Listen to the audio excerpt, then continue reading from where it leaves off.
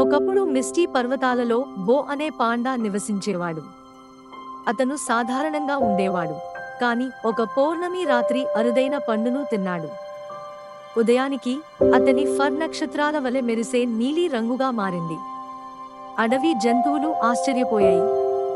బో తన కొత్త నీలి కోటు వలన పర్వత ఆత్మలతో మాట్లాడగలిగే శక్తిని పొందాడు. ఆత్మలు అతనికి గాయపడిన జీవులను నయం చేయడం నేర్పించాయి. విరిగిన రెక్కలను చక్కదిద్దగల, నొప్పిని తగ్గించగల ఈ నీలి పాండాను కలవడానికి జంతువులు దూర ప్రాంతాల నుండి ప్రయాణించేవి. ఒక భయంకర తుఫాను వారి నివాసాన్ని నాశనం చేయబోయినప్పుడు బో ఆత్మలను పిలిచాడు. కలిసి వారు అందరినీ రక్షించిన నీలి కాంతి గోళాన్ని సృష్టించారు. నాటి నుండి మాయా నీలి పాండా బో పర్వతాల ప్రియమైన రక్షకుడయ్యాడు. అతని నీలి ఫర్ అన్ని జీవులకు ఆశ మరియు ఆశ్చర్యానికి ప్రతీకగా నిలిచింది.